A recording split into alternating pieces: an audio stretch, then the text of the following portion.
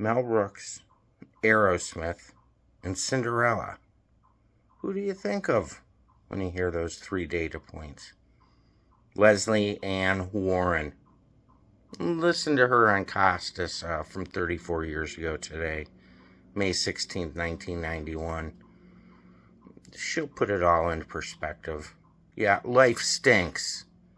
Oh, that was the Mel Brooks film she was promoting. Life's pretty darn good. Thanks for staying up later. We continue from Los Angeles, and we're with Lesley Ann Warren tonight. She's in the upcoming Mel Brooks film, Life Stinks, which will be out this summer, and we'll get to that eventually. But let's just start, since she's had such a wide variety of roles, arbitrarily with Victor Victoria, because that's one of my favorites overall, and I enjoyed your performance in it as James Garner's dame, for lack of a better word. Thank you. Thank you. I had a great time doing that movie. It was really actually interesting because when I went to meet Blake, I hadn't read the script, Blake Edwards, the director, and he asked me to do this film after talking to him for about 15 minutes, and I said, I'd love to, because he was one of my favorite directors. I'd seen Breakfast at Tiffany's, I think, 11 times or something, you know. And I went home and read the script, and I had no idea why he cast me in the movie, because I never quite saw myself in that light, you know. But he went off to London, and the character wasn't blonde, she didn't have an accent, and I sort of did all of that, you know, on my own and brought it to him. And Norma was evolved. She was a pretty feisty babe, no question about that. Yeah. She, it was a real opportunity for me to act out all of my antisocial behavior, you know, and get paid for it. I mean, it was great. You know, all the yelling and the kind of carrying on. It was really, cathartic. I had a good time. There was a dance scene to a number. It wasn't the classic Chicago, that toddling town, but it was a song about Chicago. Yeah, it was a song about Chicago. That wasn't in the movie originally either. But one day we were sitting in dailies, watching dailies, and Blake turned to me and he said, "Do you sing?" And I said, "Yeah." And he said, "Do you dance?" And I said, "Yeah." And he brought Leslie Brickus in, and they wrote this number about Chicago, which is where she was supposed to have been from. And, you know, I got to do the sort of quintessential bump and grind. Bump and grind, yeah. I loved it. I think I got carried away. I was actually shocked when we stopped shooting the first take, and Blake said, "Come here, I want to show you something." And he showed it to me, I think, on the close-up monitor. And I was appalled. I mean, I couldn't believe, you know, that I'd actually done some of the things that I'd done. But something happens to me when I'm working. I mean, it's really true. I'm actually, in real life, I'm very shy. And on camera, I'll do anything. You know, I become the character, and whatever is right and real and true seems to come out of me without any inhibitions or restrictions on my part. Is there some other part of you that stands detached while you're doing this and observes and says, "I can't believe it"? No, not while I'm doing it. Afterwards, you know, a lot of times I'm just shocked and don't remember where I got the nerve to do it, you know. But when I'm doing it, I really feel like I you know, take on the character's persona totally. So you play the bar owner in Choose Me. You play Juanita in, I guess it was an HBO movie, Baja, Oklahoma, right. Based on Dan Jenkins' book. Right. And although those are different characters, those are feisty and certainly not innocent characters, and it plays against the role that first brought you attention when you were much younger, which is Cinderella. Yes, the quintessential innocent.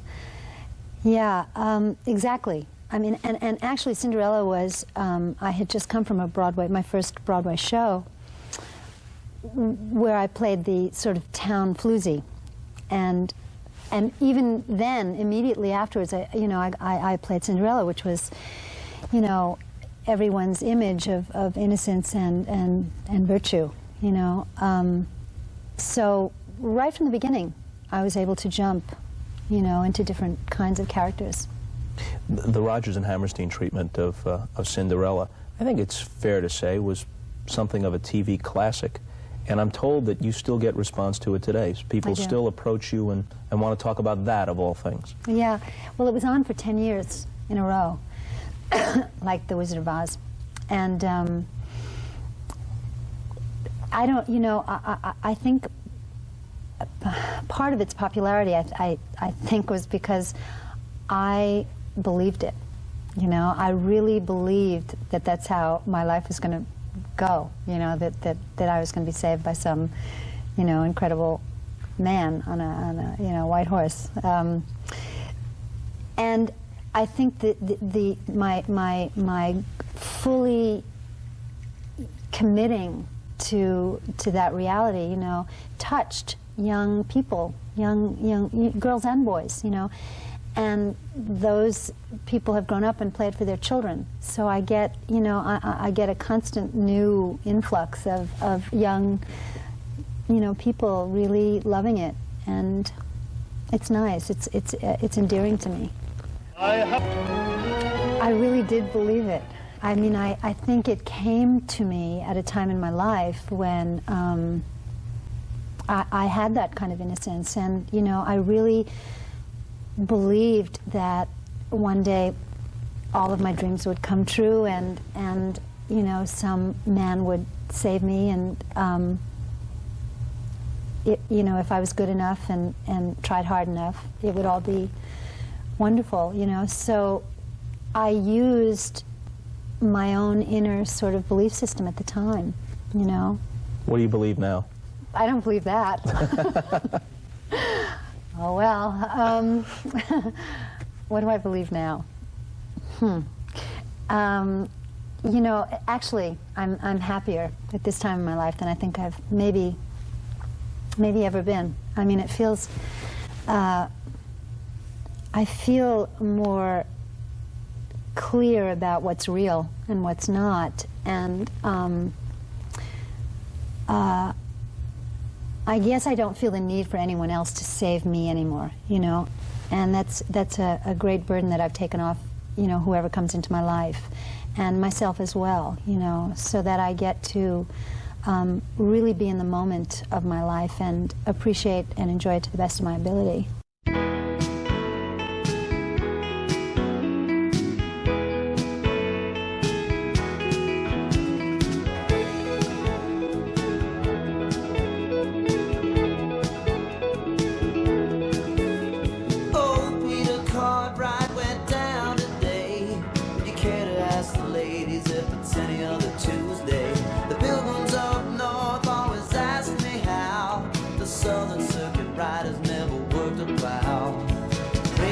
Jesus and you'll be saved.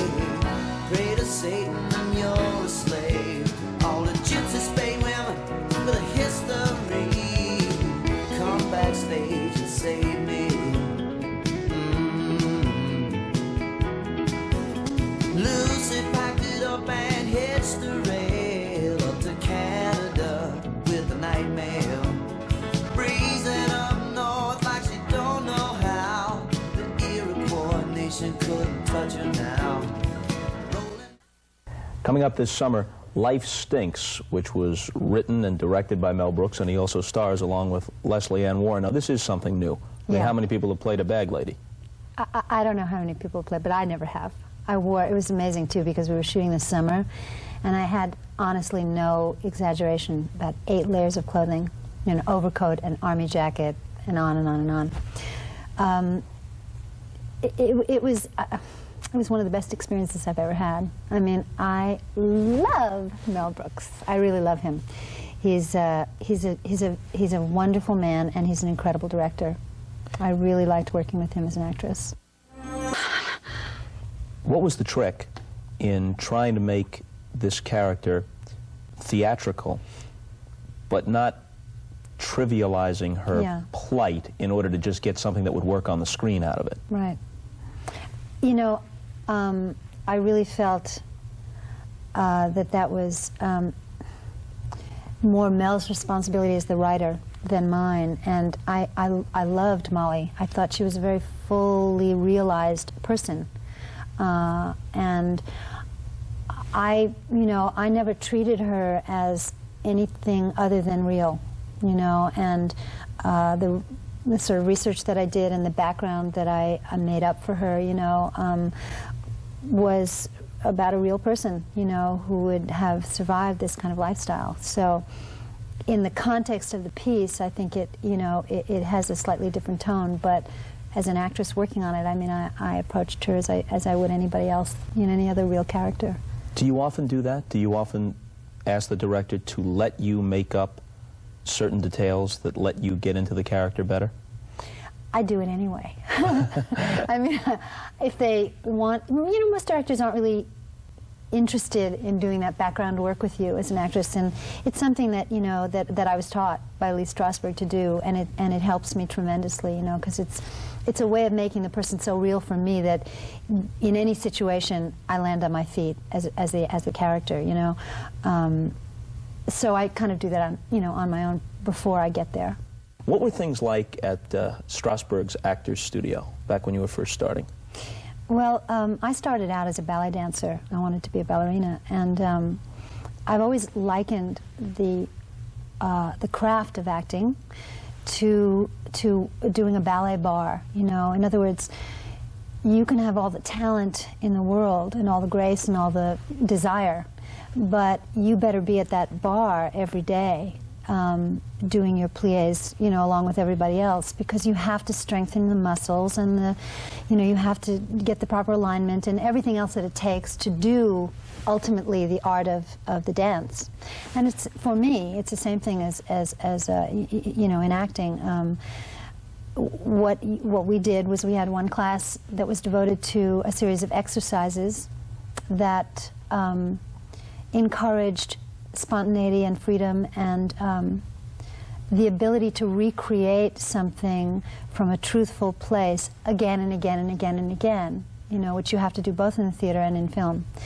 And the other class was devoted to scene work, where you would get up and do a scene and bring your character, bring all the work that you'd done, the sensory work and you'd done in the other class, into the actual scene, and be commented, Lee would comment and direct and help you explore whatever it was you needed to explore. And I just think it's, the one thing he always said was, don't use the method, which is what he taught, unless you're in trouble. So in other words, a lot of what acting is about is intelligence and imagination and creativity, but there are times that, you need to do a hysterical scene, 15 takes, and you need then to have a craft to fall back on. So we were talking about the wide variety of roles that you played, but do you think generally audiences view you as a sexy persona on the screen? Yeah. I guess, it's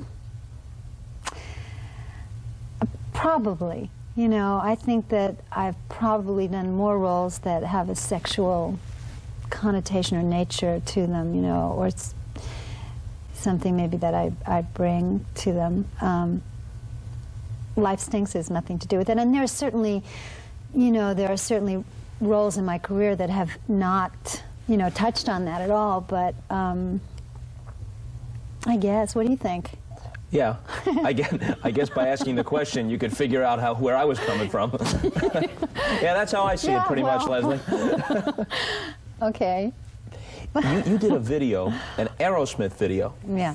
Now, even for somebody who's got a lot of different notes on her resume, right, that one seemed to come from left field. What went into the decision? It actually did come from left field. It was the director, David Fincher, who's now doing his first film, knew my work, and he was this particular video was about incest, molestation, and he wanted to really tell a story, and he asked me to play the mother, and it was great. My first video, my only video, and it was really interesting. I mean, it's an entirely different experience than acting in a movie. I mean, he never told me what I was going to do or what the scene was about until the moment before we did it. So there's no preparation, you know, and it's obviously very, very visual medium. And so a lot of it has to do with, you know, looks and attitude more than the spoken word. Yeah, it's a broader kind of acting, right? It's almost like silent film acting in a way. Yeah, in a way. I liked it. I mean, it was, you know, and you get to be really beautiful, and it's fun. It was different. It was neat. Coming up on May 19th on CBS, there's a TV movie which we can only guess at the name of. It's either Body of Evidence or Seduction of Justice, and as we tape, they haven't decided which. I guess they'll flip a coin, but it's based on a true story. Yes, it's based on a true story about a woman in Little Rock, Arkansas, who was accused of killing her husband, and the lawyer that gets her acquitted, she becomes obsessed with and falls very much in love with, and ultimately has his wife murdered, and she goes to jail. She's in jail for life with no possibility of parole, but in the course of her trial, accused the lawyer of setting her up to do it. So he eventually went on trial as well. It's an amazing story, an amazing person. And she's, you know, a serious psychotic. What about stop that? I can't! Now, we spent the whole half hour discussing this wide variety of roles. What sort of thing haven't you done yet that if you had your druthers, you'd say, that's the sort of woman I want to play?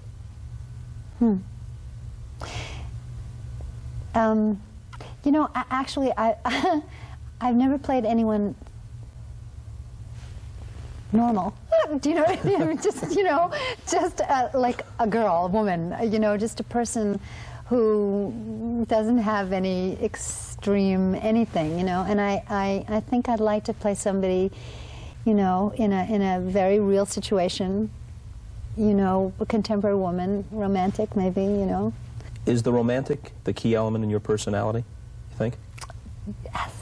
Yeah, I'm a romantic, definitely. You know, I like to think of myself as a realist and, you know, pragmatic and all of that, but at the bottom, at the core, I'm a romantic. Could you have been anything other than an actress then? Can you imagine yourself as anything other than? No. And I've never done anything else, you know, it's, no, I feel like I was put here to do this time around, yeah. Furnished by the Universal City Hilton and Towers. Make your next stay in Los Angeles a memorable one with our spacious rooms, international cuisine, and the attention of a friendly, experienced staff. Lesley Ann Warren co-stars this summer with Mel Brooks in Life Stinks, and she's on CBS TV on Sunday, May 19th, in a movie as yet to be named. Just turn on the set and it'll come on. And until then, we'll see you later.